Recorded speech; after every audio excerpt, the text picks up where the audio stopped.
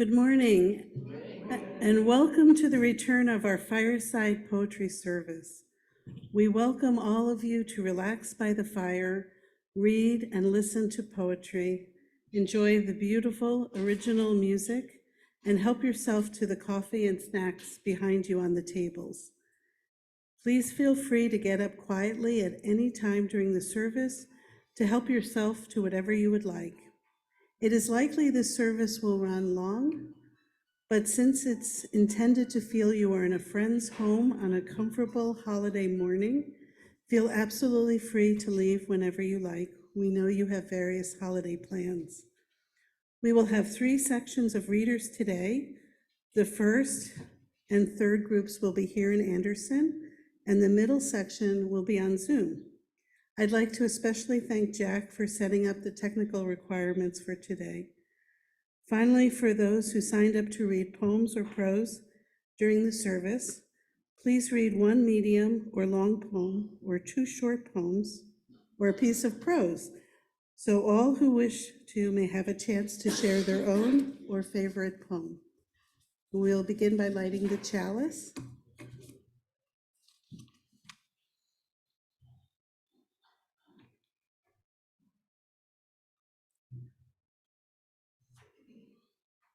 We light this chalice for the hope of truth, the warmth of love, and the energy of action as we gather together in the circle of community.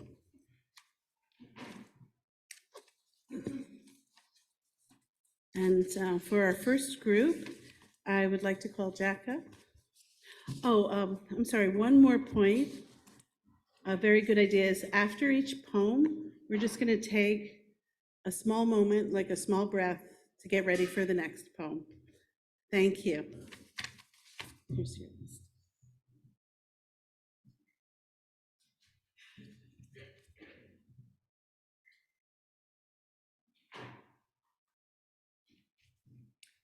Body, speech, and mind in perfect oneness, I send my heart along with the sound of this bell.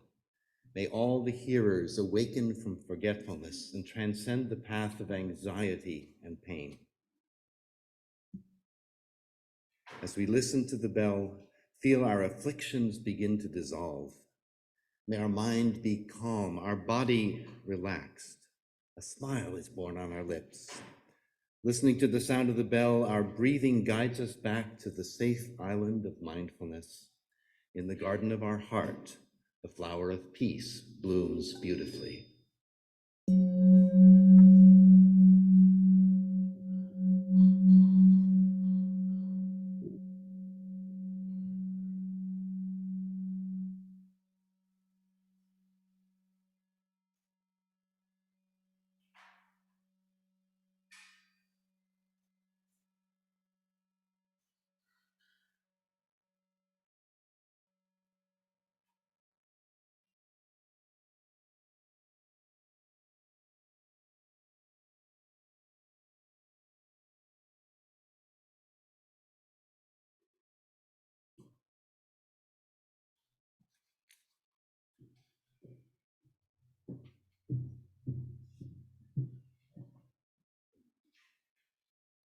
On Hearing a Symphony of Beethoven by Edna St. Vincent Millay. Sweet sounds, O beautiful music, do not cease. Reject me not into the world again. With you alone is excellence and peace. Mankind made plausible, his purpose plain. Enchanted in your air benign and shrewd, with limbs asprawl and empty faces pale, the spiteful and the stingy and the rude sleep like the scullions in the fairy tale. That's better. This moment is the best the world can give, the tranquil blossom on the tortured stem. Reject me not, sweet sounds. Oh, let me live, till doom espy my towers and scatter them, a city spellbound under the aging sun. Music my rampart and my only one.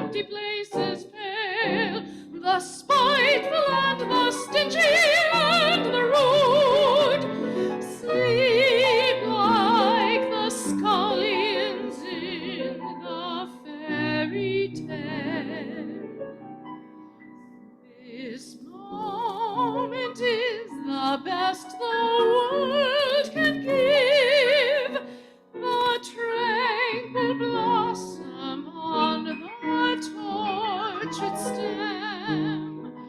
Reject me not, sweet sounds, oh, let me live, till doom espy my towers and scatter them, a city spellbound under the aging sun. Music, my rampart and my armor.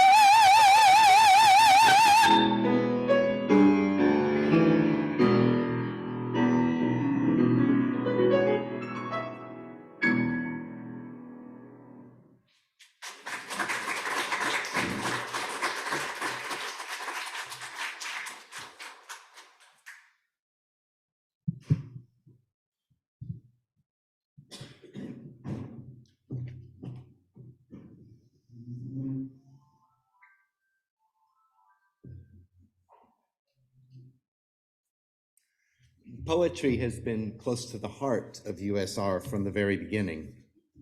The USR Women's Alliance, chaired by one of our founding members, Rebecca Hawes, had a literary committee that hosted poetry readings and discussion over a century ago. Before she became the first woman minister at the Unitarian Society of Ridgewood, the Reverend Elizabeth Paget led a presentation in 1907 on Robert Browning's poem, Pippa Passes. In 1952, our minister, Homer Sheffer, urged us to let the universe, little known and unexplored, be your God. Use also the language of poetry, and let God be love, truth, beauty, goodness, and the noblest things imaginable. And of course, the minister who followed him, Ken Patton, was an artist and a poet whose sermons and services often expressed themselves in the beauty and cadences of poetry. Thursday Poetry Group has been meeting for some time. I don't know, can somebody tell me how many years they've been going? Since the beginning of the pandemic. And they gather each Thursday to share their love of the poetic muses and to encourage each other in the creation of this form of beauty and expression. Today's theme is What Speaks to You. One of the delights of this kind of service is that we reveal aspects of ourselves in the poetry that we choose to share.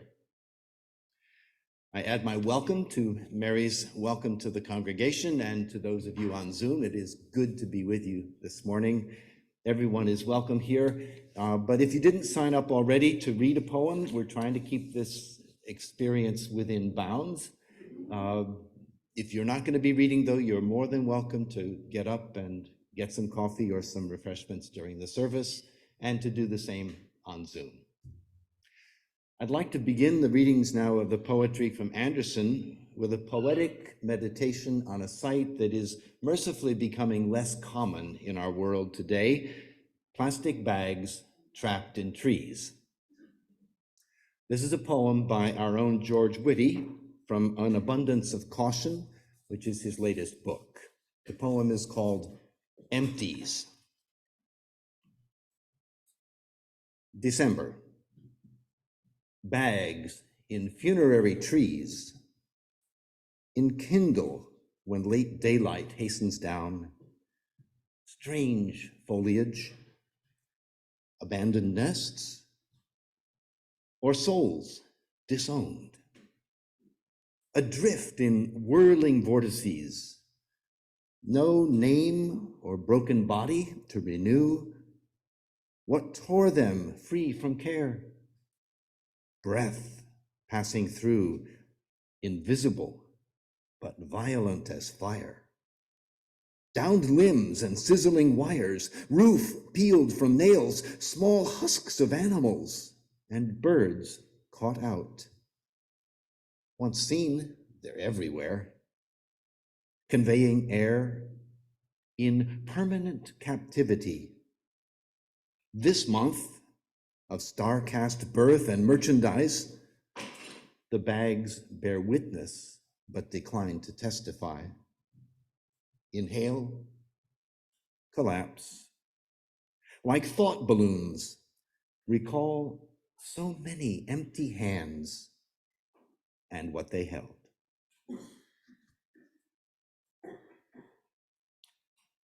Our next reader will be Dane Clark, or is it Dana? Dana.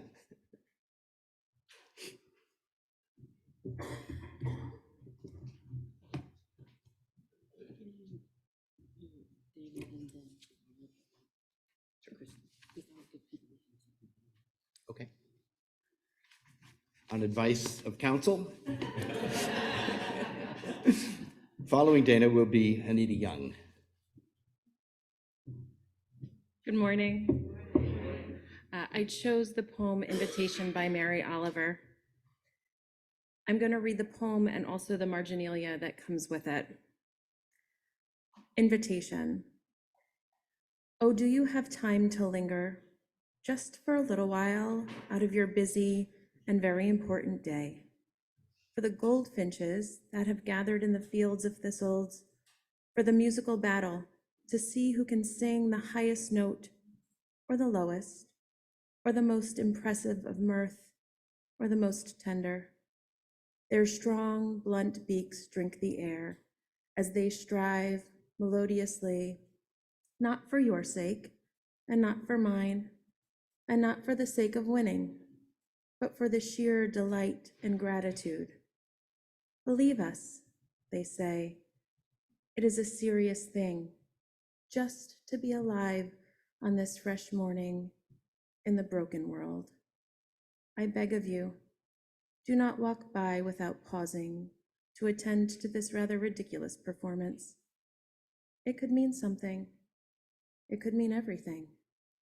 It could be what Rilke meant when he wrote, "You must change your life." Marginalia. Have been deep into the revision process for this past few weeks, not only of my poems, I suppose, but my life too, looking and re-looking at the way I pay attention to what is before me and what is around me. Have been teaching myself to linger more and do, you know, that is a gift we give ourselves, to linger. I mean, to give ourselves more time to be here. The older I get, the more I want to be here. Of course, there are days so dark I wonder what it is all for, but surprisingly, and I have indeed surprised myself, I have slowly been leaning towards the desire to make a life, to build a life, to challenge my life so it unfolds in proportions to my intentions, and I suppose my sense of courage and adventure. I'm 37, and I thought it would be over in a few years for me. But here I am, still alive in this broken world, daring to still love it despite everything. Can I do it? Here is my heart. It is whispering, oh, but we must. We must.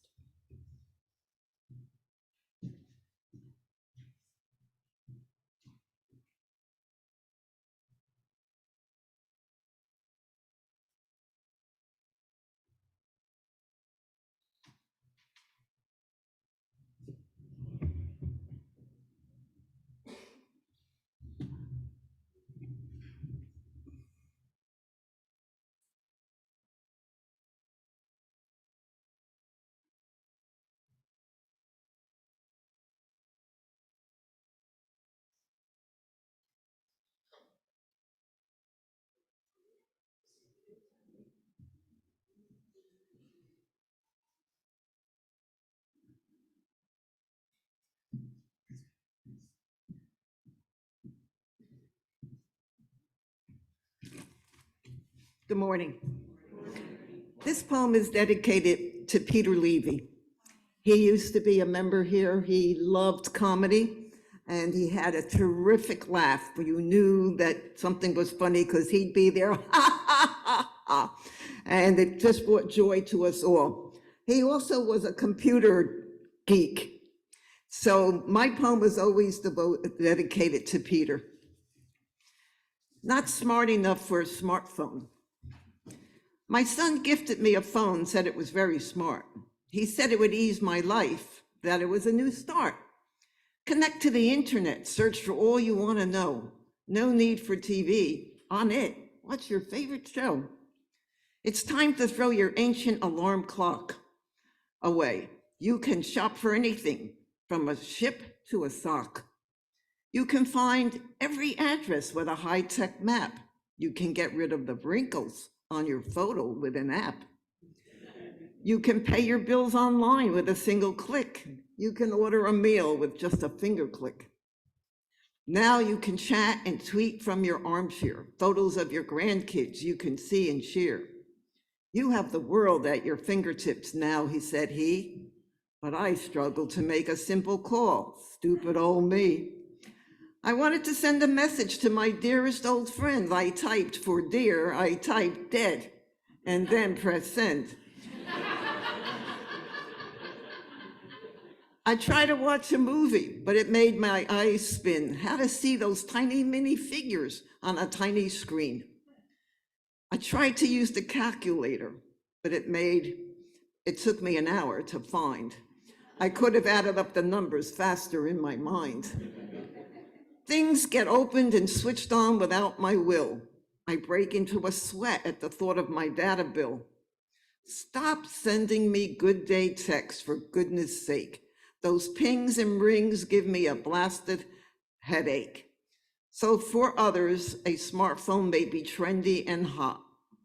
For me, it's useless, as it's smart, but I am not.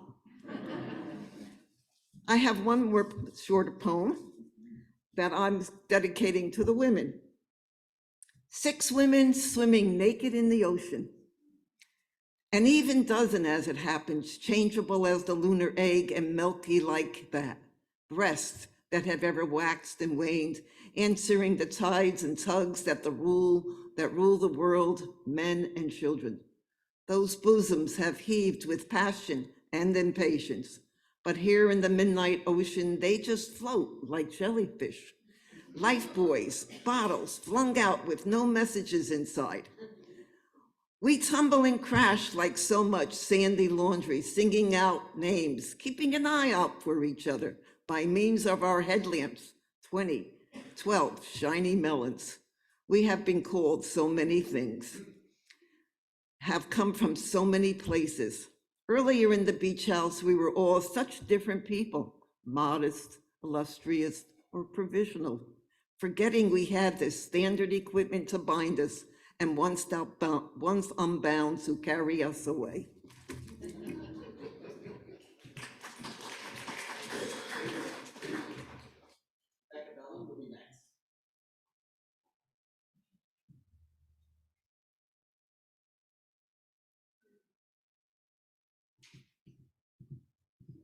Hello. This is Homing by Alice B. Fogel. Be there at dusk when hawks cross the clearing. In the smallest thing live smaller things, unbreakable as atoms used to be. Things unknown even in the intimacy of what is at home. Stoop to the strange, transparent, hair-like worm that peers off a stem in the garden wet with rain. Be surprised, be lulled, both.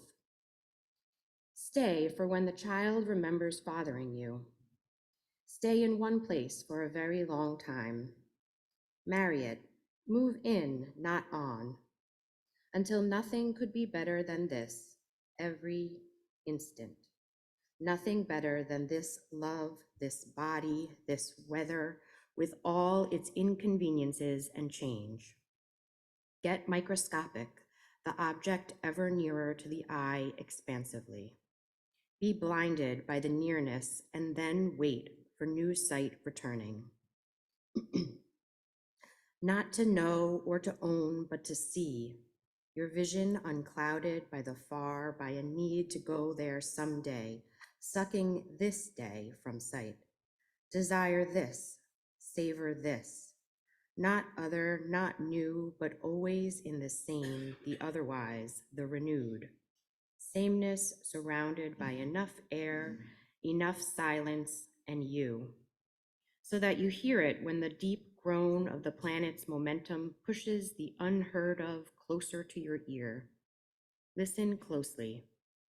Dust settles into new fractals, crystals of soil, taking their places with an infinitesimal hiss. Excuse me. And look, one leaf trembling, sunlight unbalancing it, spilling over its edge, falling there, into your hair. Did you feel its kiss?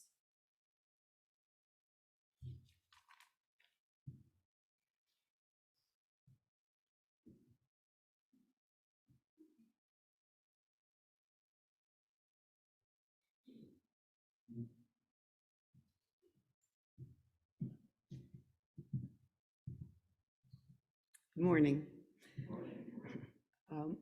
This is not a poem. It's from the opinion page of the New York Times on Sunday. Some of you may have read it. No. It's by Mira Jacob.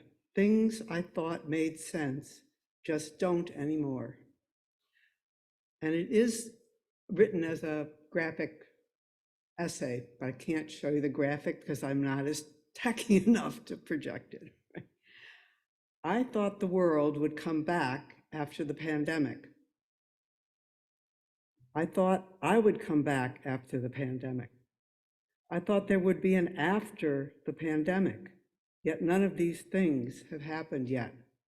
Most days, I feel as if I woke up from a nap I didn't mean to take into a world I don't quite recognize.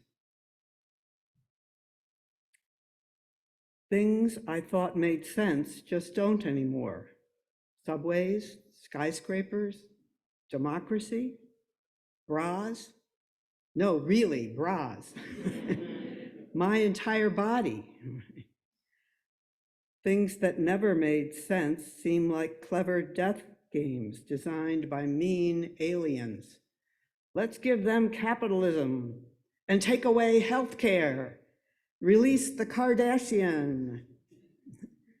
I lie in bed, spinning with questions. Do you think maybe we are in an elaborate sim, and every time we go to sleep, we get shifted to a slightly different Earth in the multiverse, and that's why when we wake up, it's with the unshakable conviction that everything is deeply, deeply wrong. I try to make sense of this fundamental shift. Do you think a possible side effect of COVID on perimenopausal brown women is an increasing urgency to demand and incite a revolution for true equity for all in this lifetime? What? But then there is also this. I love us more than ever. The us I know, the us I don't know, the us I will never know. Loving us more isn't easy.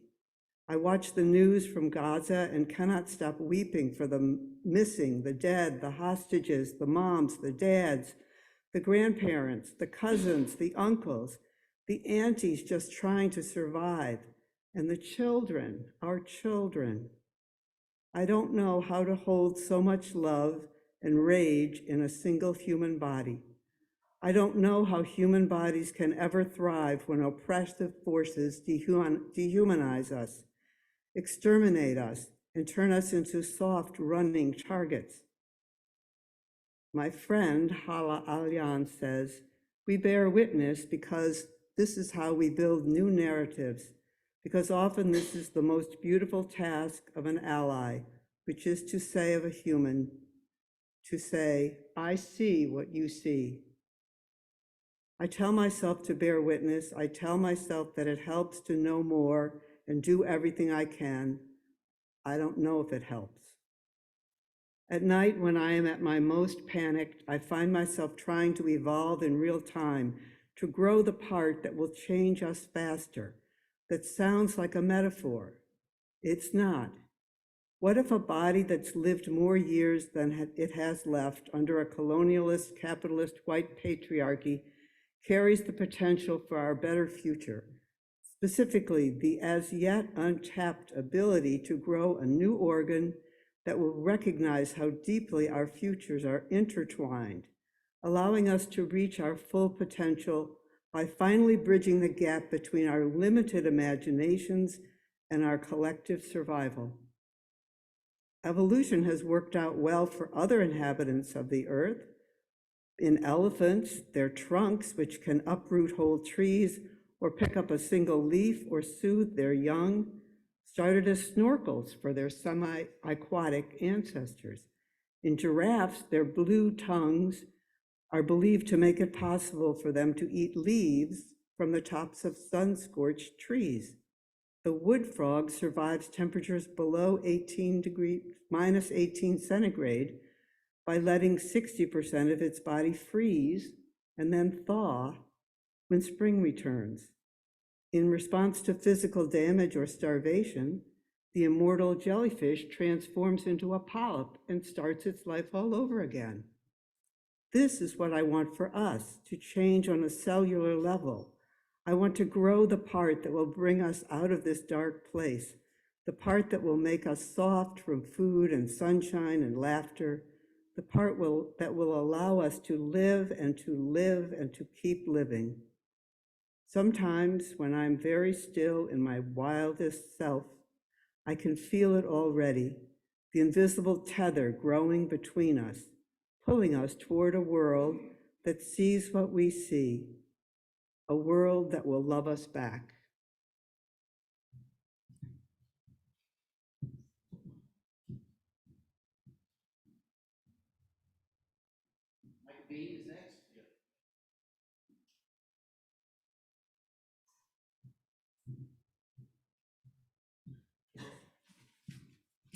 I wrote this poem when the pandemic hit about 4 years ago, around 2020, actually. And it's called The Likeness of Winter. Through the cold and brutal winds of winter and the crashing of the ice, the heat and humidity of the summer, and my approval can't be very nice. I appreciate the moment, the cold and snow I can enjoy. The melting heat of the summer is not exactly a kid with a new toy. My dislike of the summer and the deadly humid sun cannot measure the cool and breezy wind. For the snow we are as one. For the likes and dislikes of weather and the choices and options that we see, I would settle with the cool and breezy wind. For the hot and humid summer is not my reality.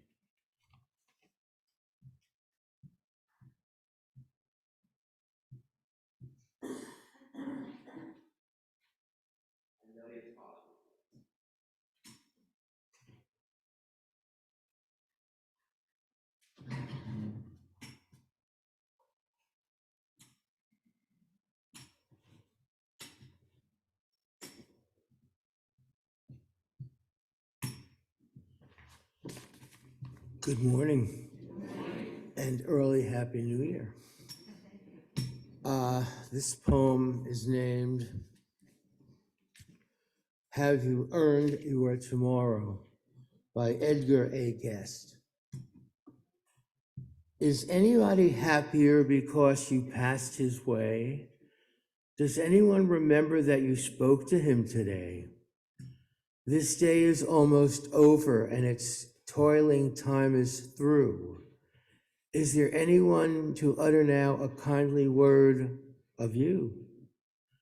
Did you give cheerful greeting to the friend who came along, or a churlish sort of howdy and then vanish in the throng? Were you selfish, pure and simple as you rushed along the way, or is it someone mighty grateful for a deed you did today?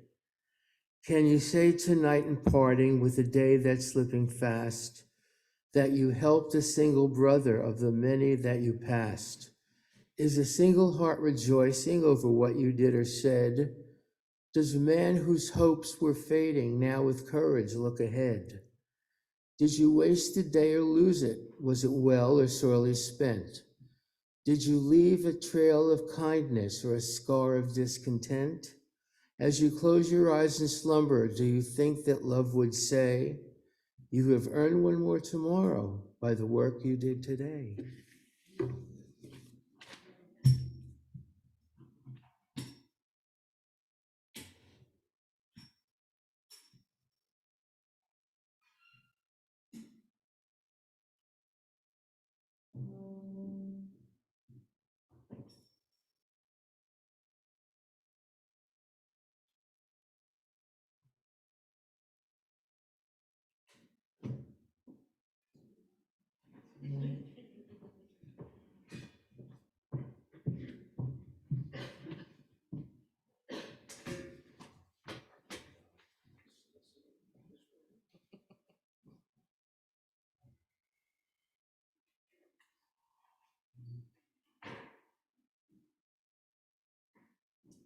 When in disgrace with fortune and men's eyes, by William Shakespeare. When in disgrace with fortune and men's eyes, I all alone beweep my outcast state, and trouble deaf heaven with my bootless cries, and look upon myself and curse my fate. Wishing me like to one more rich in hope, featured like him with friends possessed, desiring this man's art and that man's scope, with what I most enjoy, contented least. Yet in these thoughts myself almost despising, haply I think on thee, and then my state, like to the lark at break of day arising from sullen earth, sings hymns at heaven's gate. For thy sweet love remembered such wealth brings, that then I scorn to change my state with kings.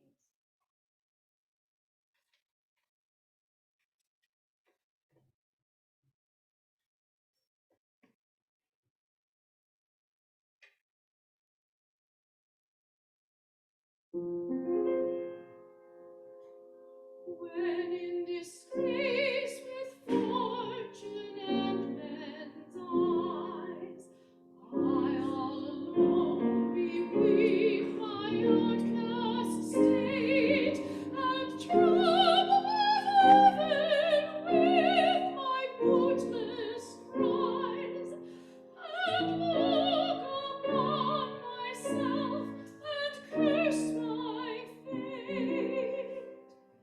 Wishing me like to one more rich in hope, featured like him with friends possessed, desiring this man's art and that man's soul, with what I most enjoy, contented less.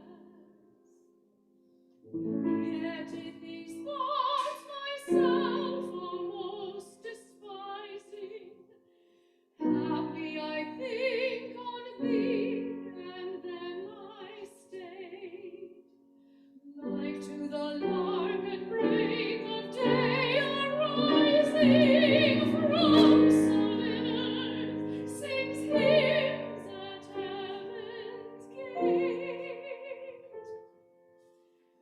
For thy sweet love remembered such well brings, that then I scorn to change my state with kings.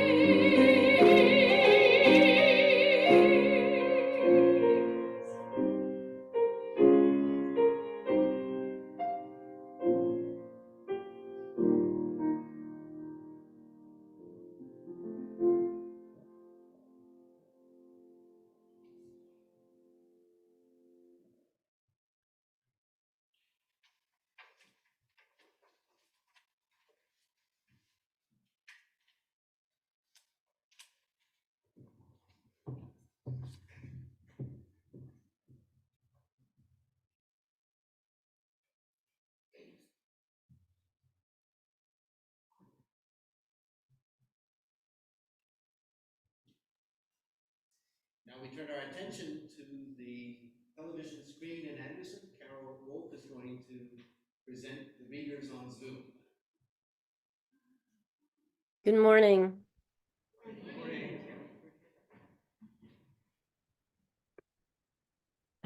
What speaks to me? I have to admit that growing up and during my time in school, poetry never spoke to me. I'm a visual person to begin with, and nothing in the assigned textbooks really resonated with me. It wasn't until I started coming to USR when I was exposed to poets like Mary Oliver and Stanley Kunitz and the incredibly talented poets right here within our community that I began to really appreciate poetry. Now I see writing poetry as a way to paint with words and to share stories and memories and random little thoughts that are meaningful to me. Here's a poem that I wrote about my old morning commute. It's called The 731. The 731 leaves earlier and takes longer, but the local to Secaucus always has a window seat.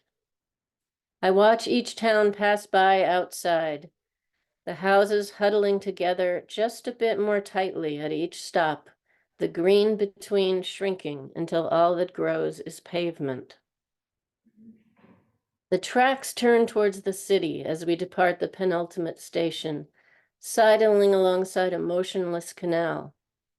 On sunny mornings, basking turtles crowd every rock and branch and discarded tire that breaks the murky surface.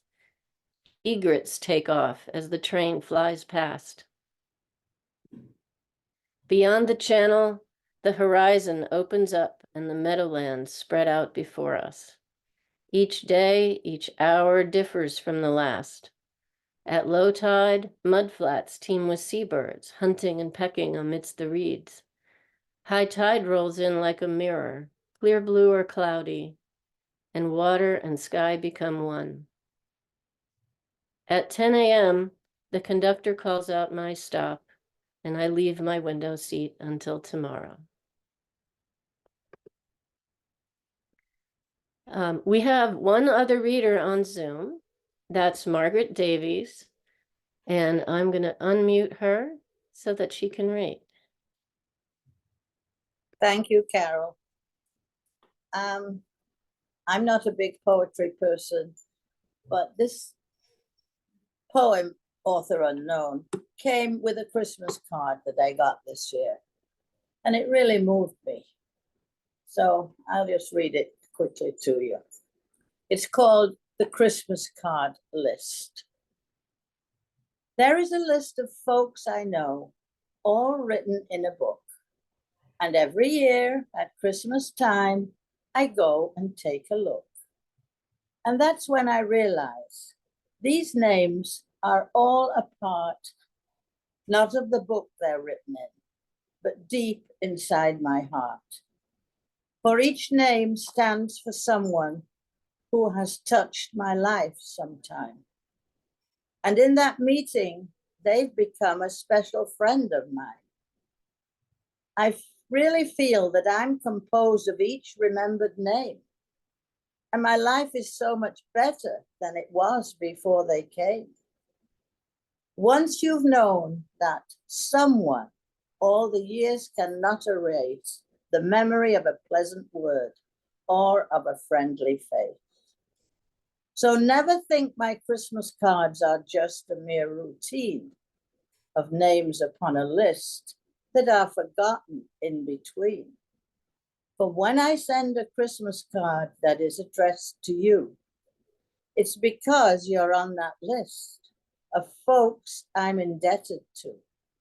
And whether I have known you for many years or few, the greatest gift that God can give is having friends like you. Thank you. And Happy New Year to everybody at USR.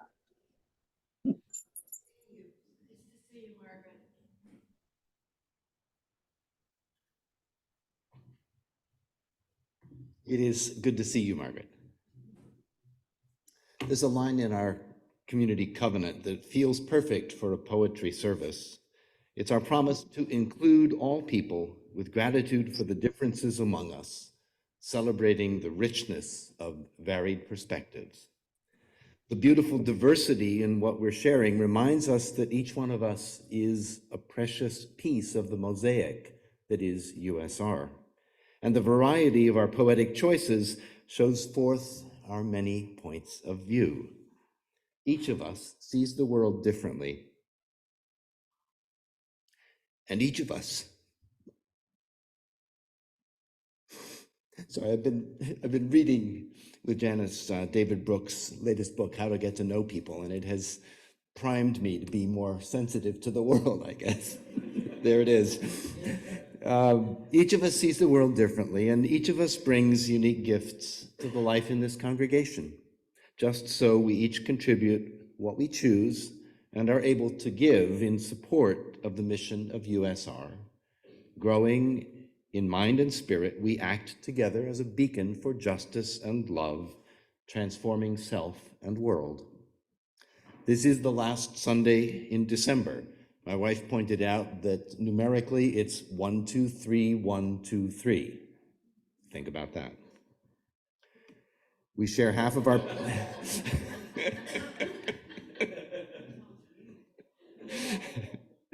we share half of our plate offering this morning with Family Promise of Bergen County to help empower families experiencing or on the edge of homelessness. Please be generous. The morning offering will now be given and gratefully received.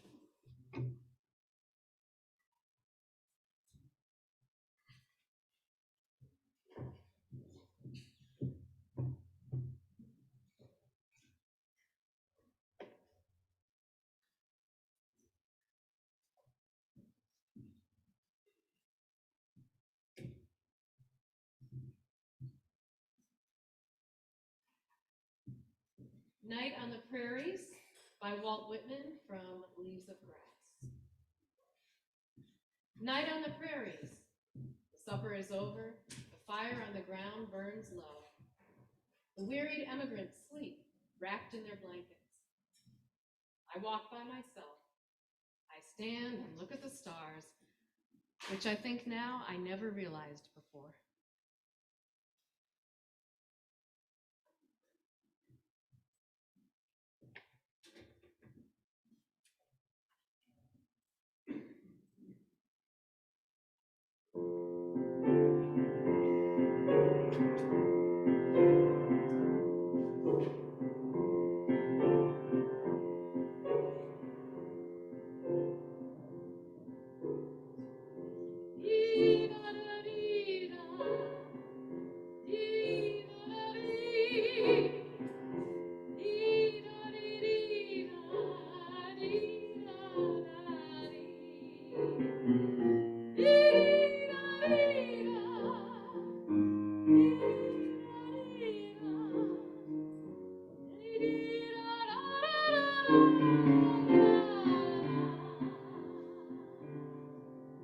Night on the prairies, the supper is over. The fire on the ground burns low. The weary emigrants sleep, wrapped in their, wrapped in their, wrapped in their, wrapped in their blankets. I walk by myself. I stand and I look at the stars, which I think now I never realized. I never realized before.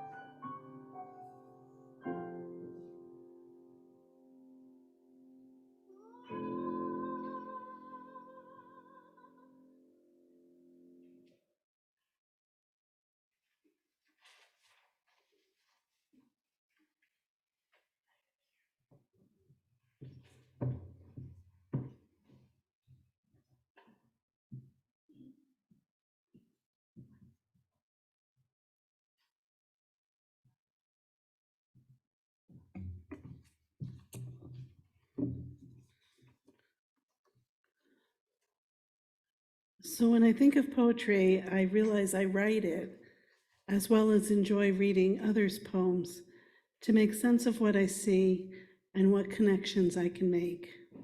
These connections may be very small, joyful, or sad. They can hold any emotion or memory as close to what I truly feel as possible. Often, so much in our world feels overwhelming. With my own writing, I begin to make a place for myself. So this is my poem called Daffodils that I'd like to share with you. A small found poem from the New York Times. Humanity is buried under rubble while I dig holes for daffodil bulbs. Bulbs mean at least a year of permanence for the person planting, a year to live near the garden, watch the last snows retreat, and green shoots to push out of the earth, or be certain to return to that house, that garden, as sure as anyone can be. Daffodils under the soil flower when spring tumbles over us again. Sometimes they grow little by little, an inch of green during a thaw, until the full stem is crowned in yellow. The squirrel may surprise us by storing and forgetting a neighbor's bulb in our yard. Daffodil hills may begin from a few flowers like these. While the classic morning glory shows again why I plant it every year, once more the heart-shaped leaves are covered with stubborn flowers, opened only days ahead of the frost, colors of the bluest sky. If a difficult piece had a color, it would be that blue, both clear and full. As the smoke settles over gray fragments of buildings, families shared, floor by floor, with paths worn up and down the stairs, taking the children to school, the shopping, afternoon tea, and cooking together, tomatoes and peppers lined up on shared work tables. Once I might have looked to find this blue in chapels, in mosaic tiles and stained glass. Now it is peace in a simple undyed blue, the flower sunlit from the back, both thin and bright, the blue sky behind next year's daffodils. Thank you.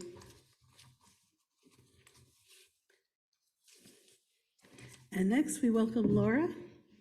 Thank you.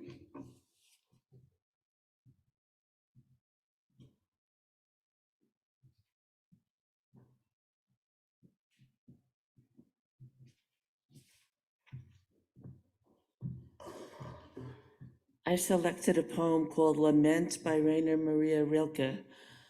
It's a poem that I found years ago when I had a deep personal loss, and it also reflects something that's happened recently. I read it in our poetry meeting on Thursday and realized we talked about how sometimes reading poems or listening to music that's sad can help get the pain out and soothe it. So I find this poem not only sad, but also beautiful. Whom will you cry to, heart? More and more lonely, your path struggles on through incomprehensible mankind. All the more futile, perhaps, for keeping to its direction, keeping on toward the future, toward what has been lost. Once you lamented. What was it? A fallen berry of jubilation, unripe? But now the whole tree of my jubilation is breaking. In the storm it is breaking, my slow tree of joy. Loveliest in my invisible landscape, you that made me more known to the invisible angels. Thank you.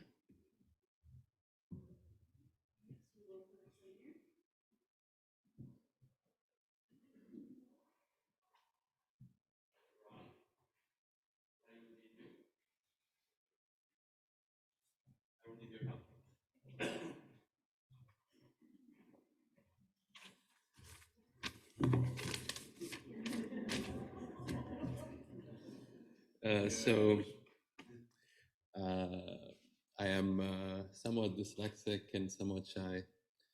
And today, since we're doing things in opposite, I decided to go all in and open up. So identity is shaped by what you think about. And spending 5 to 6 hours reading news every day, whatever I'll share is related to that.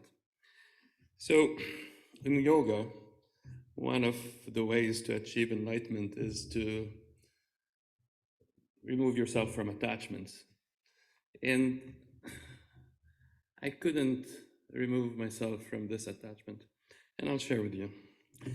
So the first part is I would like to tell to my Palestinian brothers and sisters, hold on, hold on, hold on. After the darkest hour, the dawn will come. Your dawn is coming sooner than you think. Resist. To my Jewish cousins, the ones that speak peace, the ones that speak of love, and believe that we are all one. Keep marching in the streets, keep standing in corridors, and keep speaking your truth. Your voice is heard, your voice is inspiring, your voice gives permissions to others to speak. I love you. For that who would rather sacrifice mankind just to save his own beliefs, I say, no one has monopoly on God. Now, I'll go full Hollywood on you.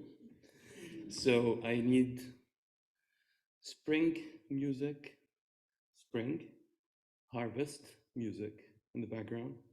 Can you play something that gives a sensation of a spring and harvest? Some Italian, Southern Italian music, people doing grapes. Come on, Ron, you can do it. You can do it, come on. I think I'm on a candid camera. So, you know, like lately I've been feeling first I was feeling I'm in a documentary, but lately I feel I'm in a movie. So I'll go Steven Spielberg on you now. All right, scene 1, a map of the Eastern Mediterranean, starting to focus on Jerusalem and Bethlehem, and then a small village in between called Bet Safafa. In the balcony of my grandfather's house, I sit wearing my shorts and smoking a hookah.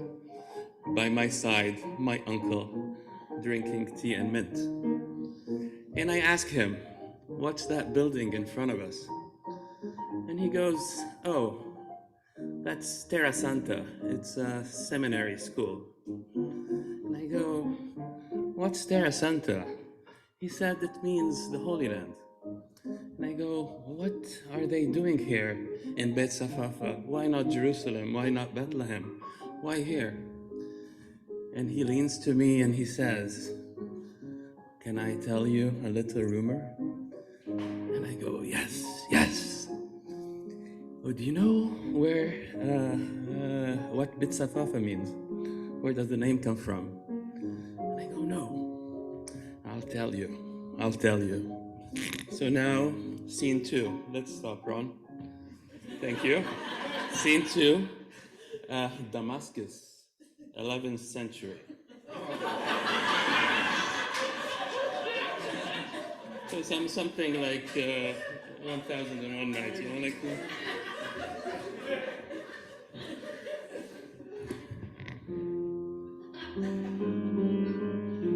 All right.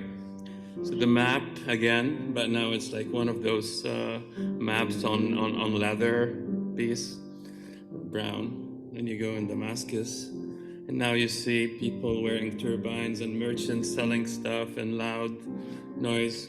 And then you go in the alleys, enter in a door, go down the stairs, and there is this nice gathering of people, some reading, some fighting, some arguing some scientific theories or mathematical equations, some having sex on the side. And you keep going in, and you find a group of elderly people scheming. So what do we do with this knowledge we have? We translated the Greek books, and we learned the Indian wisdom, and we linked that all that we could to what we have now. But from the side, from the left, the Mongols are attacking us, and from the right, the Crusaders are coming. Who's going to keep the knowledge? So they thought, and they reached that they have to transmit the knowledge, transmit the torch to the next. And they looked for a place, and they thought, let's go to Jerusalem. And that brotherhood was called the Brothers of Purity, Ikhwan as-Safa. And to camouflage, now Jerusalem, and you have crusaders, knights in Jerusalem, and horses and stuff like that.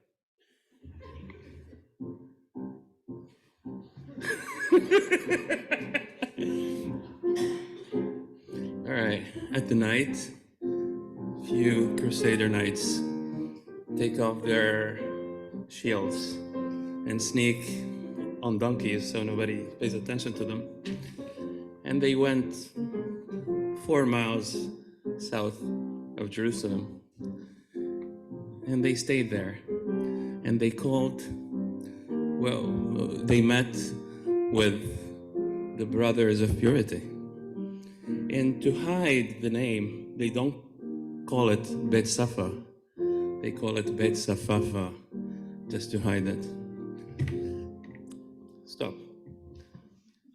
Go back to the first scene. Balcony, 1995. More happy ending, kind of. So I go.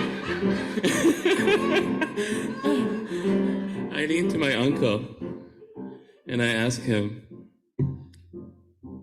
so what happens when you mix the pure with the holy?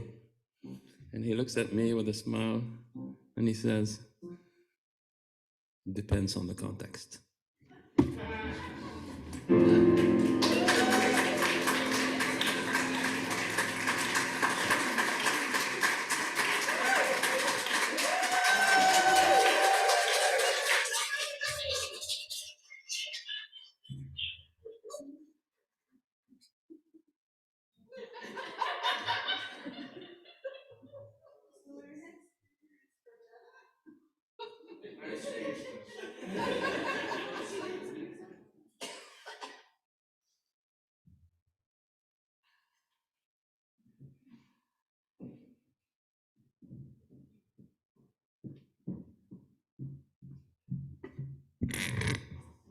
Good morning. I was going to do some reading of a short story, what I would tell my 15-year-old self, but I couldn't find it. And so I was looking through a packet from my very dearest friend. I've had every letter and every card I ever got since I was 12 years old. And this one particular friend, she's got an envelope this big because she believes in snail mail. And one of the things that I keep on my refrigerator, she sent to me, it's us. Times change and we with time, but a greater friend I'll never find. She always picks out the best cards, so I don't have poetry. I have a card, probably from Hallmark, but It's called Looking Back. Our girlhood dreams have ripened, and we've learned a thing or two from hopes we've seen fulfilled, assorted troubles we've been through. We're looking back, astonished at how fast the years have flown, how much we've done, how far we've come, how well mature we've grown. Our lives have many stories, countless memories remain to touch us once again with joy and tenderness and pain. And still we look ahead with hope, for as the years unfold, there is no limit to the dreams a woman's heart can hold. This was a birthday card, so as you celebrate another year, I celebrate who you are, the friendship we share, and the promise of memories waiting to be made. And when I go home later on, I'm going to share with her that I'm going to be a grandmother in June. It's a baby girl.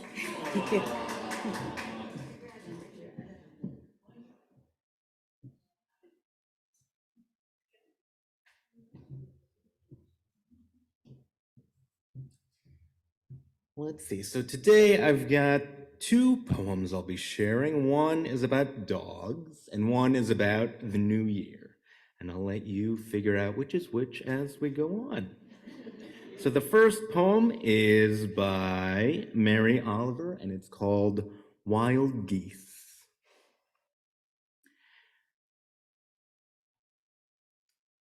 You do not have to be good.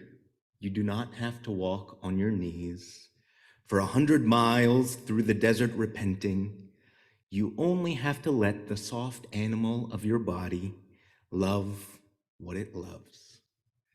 Tell me about despair, yours, and I will tell you mine. Meanwhile, the world goes on. Meanwhile, the sun and the clear pebbles of the rain are moving across the landscapes, over the prairies and the deep trees, the mountains and the rivers.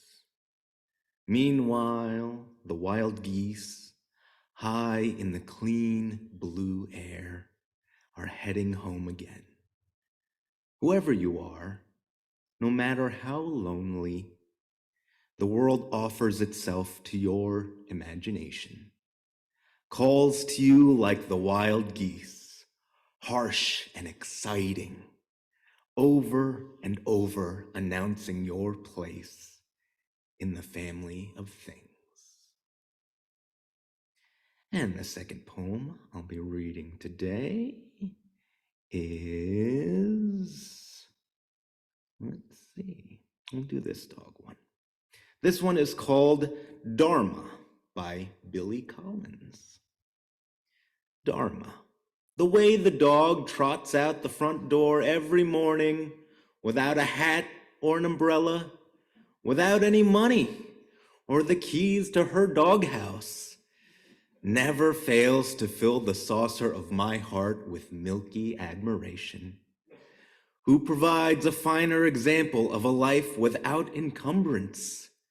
Thoreau in his curtainless hut with a single plate and a single spoon? Gandhi with his staff and his holy diapers? Off she goes into the material world with nothing but her brown coat and her modest blue collar, following only her wet nose, the twin portals of her steady breathing, followed only by the plume of her tail.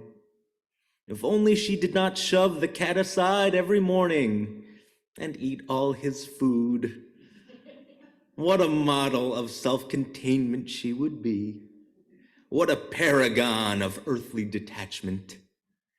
If only she were not so eager for a rub behind the ears, so acrobatic in her welcomes.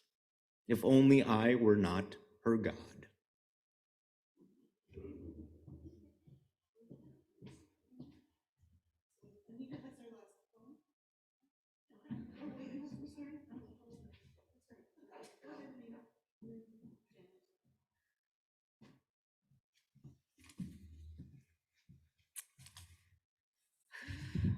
Let America be America again.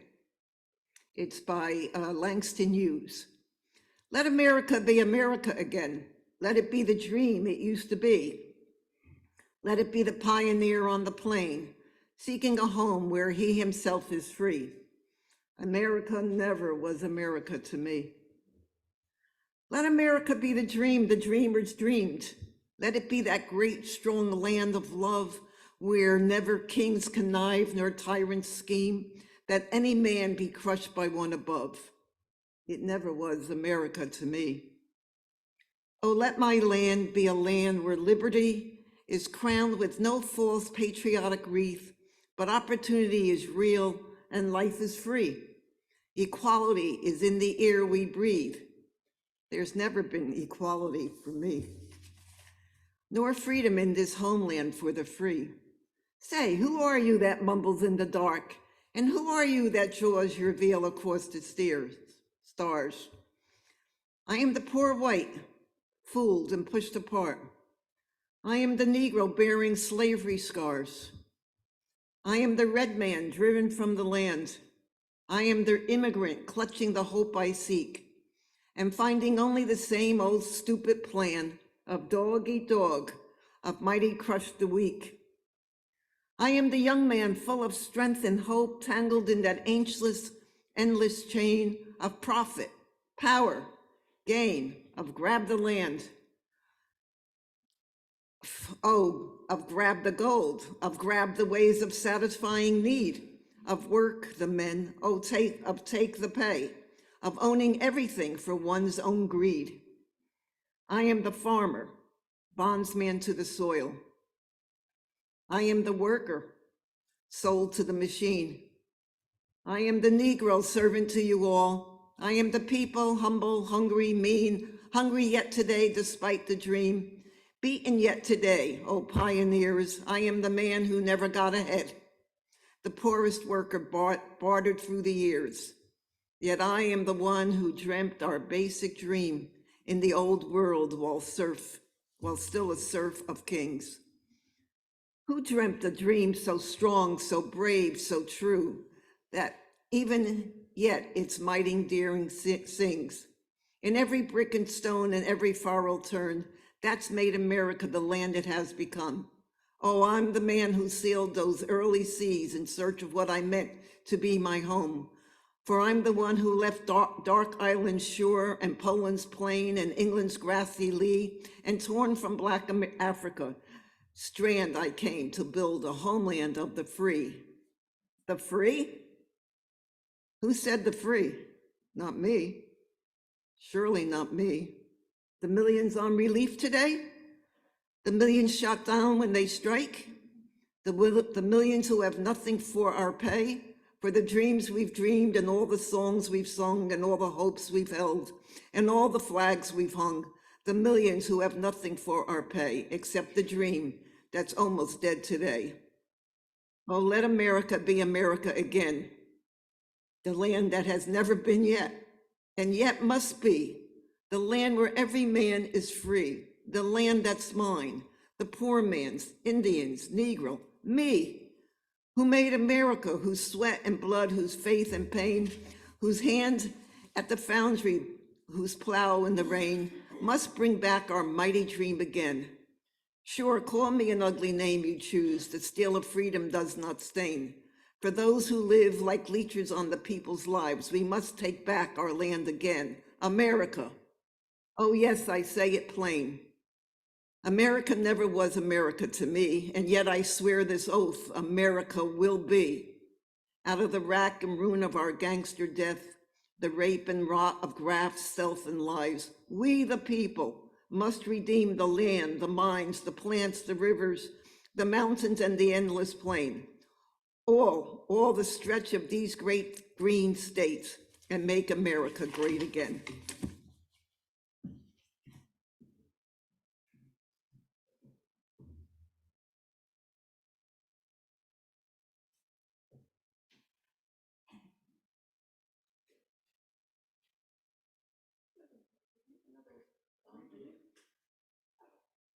Looking at the order of service, Ron and Kristen are going to do their song.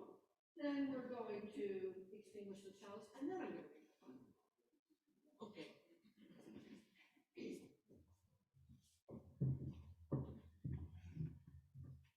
Okay, now that my dignity is in shards, a quick backstory on this. 1980, a rather inebriated barbecue thrown by the head of the theater department of Juilliard, and lots of his friends, some luminaries, some future luminaries. Halle Berry was there. She went to Juilliard. And Fritz and Sylvia Weaver were there, and everybody was throwing out their favorite Yeats poem. And I snatched some from the air and took 5 of them home. And by the end of the weekend, I had a Yeats song cycle. What you're going to hear is the last poem that Sylvia and Fritz Weaver contributed, which is When You Are Old. It was their favorite poem. They were looking forward to growing old together and reading this poem. And 6 months after the completion of the Yeats cycle, I opened the New York Times and saw that Sylvia and Fritz were getting divorced. And Sylvia was leaving him for another woman. So I take full responsibility for breaking them up. In the vein of nothing good ever goes unpunished. So. When You Are Old by William Butler Yeats. When you are old and gray and full of sleep and nodding by the fire, take down this book and slowly read, and dream of the soft look your eyes had once and of their shadows deep. How many loved your moments of glad grace and loved your beauty with love false or true? But one man loved the pilgrim soul in you and loved the sorrows of your changing face. And bending down beside the glowing bars, murmur a little sadly how love fled and paced upon the mountains overhead and hid his face amid a crowd of stars.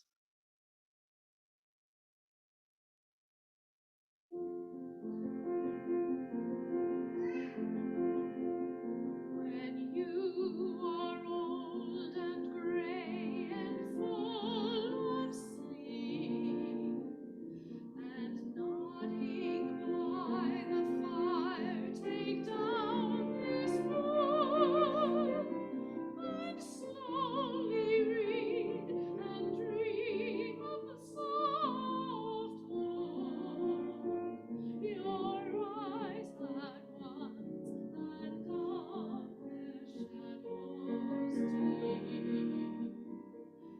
And many loved your moments of glad grace, and loved your beauty with love false or true. But one man loved the pilgrim soul in you, and loved the sorrows of your changing face. And bending down beside the glowing bars, murmur a little sadly how love fled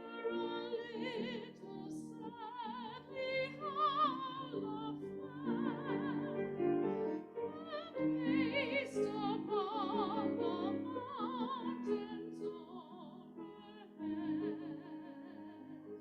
overhead, and hid his face amid a crowd of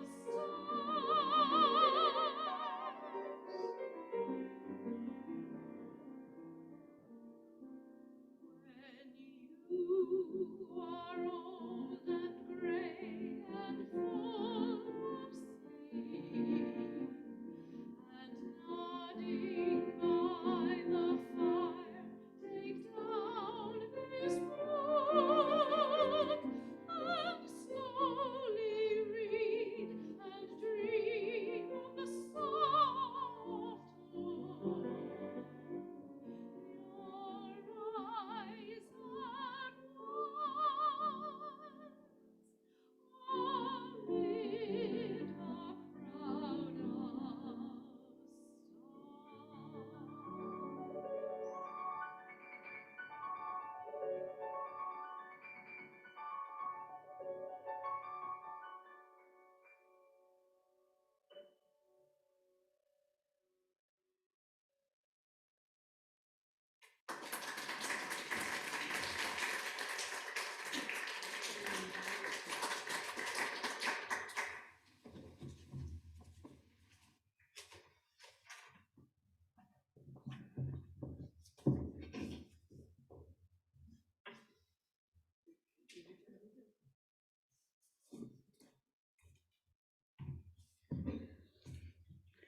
We extinguish the flame, but may the hope of truth, the warmth of love, and the energy of action burn bright in our hearts until we are together again.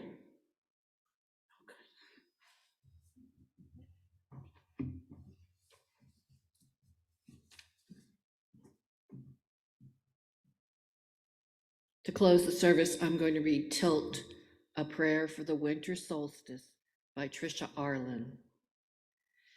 This is the time of year when the earth tilts away from the sun and the days are muted and short. Still, after 12 months of rising up and sinking down, of illness and loss, victory and disappointment, justice and injustice, science and superstition, a short day sounds kind of good. But soon we will tilt in the other direction, toward the green days of growth. So perhaps this is a good moment to choose what we will do next. Shall we be quiet and reflective, or make noise and good trouble? Shall we honor history and wisdom, or create new solutions? Do we explore the mysteries of existence, or insist on objective truth? How about all of the above? This is the time of year when the earth tilts away from the sun and the days are muted and short. Perhaps we will have the time in the longer days. So Ha Shlemut, holy completion, may we all be blessed with light in the darkness, warmth in the cold, glitter in the snow, a few good parties, and a joyful winter solstice. And then let's chase that tilt toward the sun. Amen. Thank you for joining us today. And thank you, Carol, for all the work you put into planning this service. It was lovely.